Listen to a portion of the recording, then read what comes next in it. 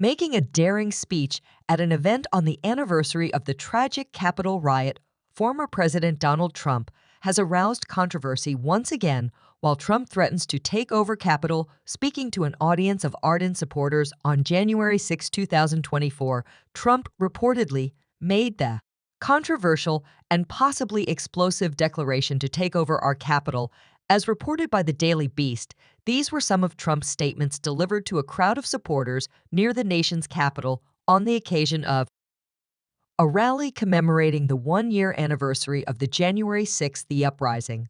The former president's January 6th uprising remarks brought back memories of the tragic events of that day in 2021, when his followers brutally assaulted the Capitol, leading to mayhem, devastation, and casualties. All sides of the political aisle have condemned Trump's promise to take over our Capitol immediately and extensively. Such rhetoric, according to critics, threatens additional violence and erodes the democratic foundations upon which the country is based, as it suggests a violent capture of the United States Capitol.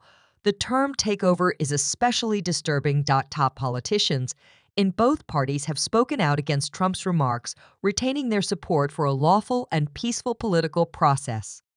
Prominent Republicans who had earlier backed a former president are now separating themselves from these comments. In contrast, national security Democrats wasted no time drawing attention to the threats that Trump, in their view, represents to national security. The issue is being closely watched by law enforcement officials who are aware that there may be increased tensions and security dangers near the Capitol. More security guards and other precautions have been deployed since Trump made his remarks to forestall a recurrence of the events from a year ago. The episode has sparked new discussions about how social media can help keep political speech in check. Many people think that public forums should be more careful with statements like this, so that harmful messages don't get out. The inciting violence subject of incitement to violence has recently come up again, putting further pressure on social media corporations that are still trying to figure out how to respond to the events of January 6. Experts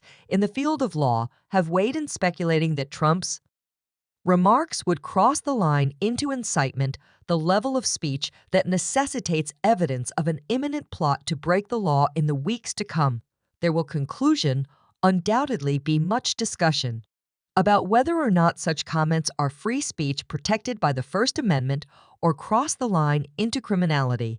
The political climate is further clouded by Trump's most recent proclamation as the country considers what happened on January 6, 2021. In the coming days and weeks, political discussions and headlines will revolve around the lasting influence of his remarks, the reaction from his followers and detractors, and the possible consequences for democracy.